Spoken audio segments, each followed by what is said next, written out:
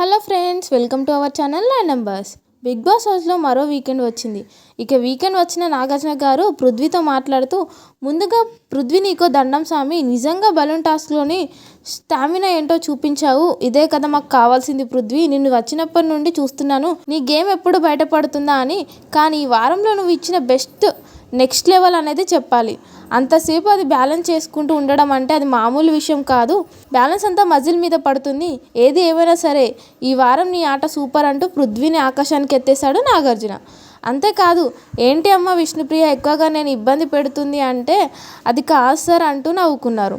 సరే విష్ణుప్రియ కోసం ఒక మంచి పాట పాడు అంటే మంచి రొమాంటిక్ సాంగ్ పాడాడు పృథ్వీ.